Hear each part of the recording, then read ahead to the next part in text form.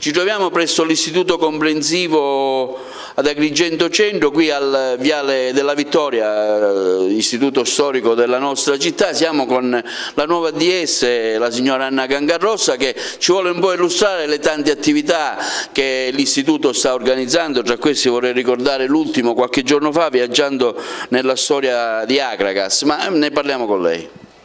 L'Istituto Comprensivo Agrigento Centro anche quest'anno ha un'offerta formativa molto ricca e variegata. Questa è una scuola, diceva bene lei, che ha una importante tradizione storica e quindi è una scuola che è ben ancorata al passaggio storico che la caratterizza, ma al contempo è sempre proiettata verso il futuro, ha sempre nuovi orizzonti culturali, nuovi scenari verso cui tendere. Quindi il profilo in uscita del nostro alunno è sicuramente il profilo di un alunno competente e corollario delle competenze, come ci richiedono chiaramente le indicazioni ministeriali, ma anche l'Europa. Corollario sono anche tante attività aggiuntive, un valore aggiunto che la nostra scuola intende dare ai nostri alunni.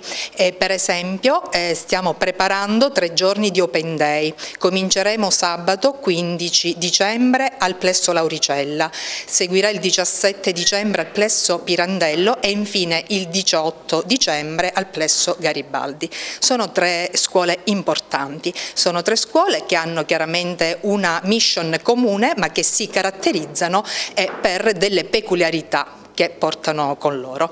Bene, un progetto per cui siamo qua fondamentalmente è la presentazione Viaggiando nella Storia. La terza B della scuola primaria, è referente la docente Rita Monella, che è qui accanto a me, ha reso questi giovanissimi studenti protagonisti, perché abbiamo la fortuna di operare su un territorio ricco di storia, di tradizioni, di valori, di arte, e allora non potevamo disattendere queste sollecitazioni che ci arrivano dal nostro territorio. Ecco, Rita Monella, allora sì. Se in un attimo ci puoi dire in sintesi cosa avete fatto? Noi stiamo portando avanti un percorso particolare sulla storia antica della città, partendo un po' dalla Valle dei Templi, il giardino della Colimpetra, e che ci porterà pure alla conoscenza della chiesa di San Biagio, del Tempio di Demetra, e fino ad arrivare ai dintorni di Akragas, fino ad arrivare proprio al sito archeologico di Eraclea Minoa.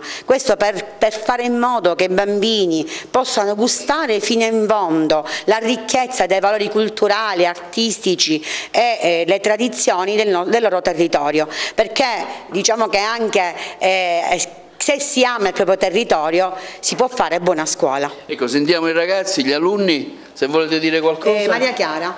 Sì. Noi quest'anno porteremo avanti un progetto dal titolo Viaggiando nella Storia Akragas e dintorni. Partiremo dalla Valle dei Templi, continuando col Giardino della Colimpetra, la Scala dei Turchi, la Rupe Atenea, Chiesa di San Biagio, Tempio di Demetra, il sito archeologico di Eraclea Minoa e la miniera che c'è al Real Monte di Sale. Inoltre parteciperemo a un progetto dal titolo I ricercatori dell'Alba, del Parlamento internazionale della legalità. Continueremo poi un progetto dal titolo Fiabe e cibo sulla sana e corretta alimentazione. Infine faremo un progetto sul mare dal titolo Un mare da mare e realizzeremo un presepino con le pietre.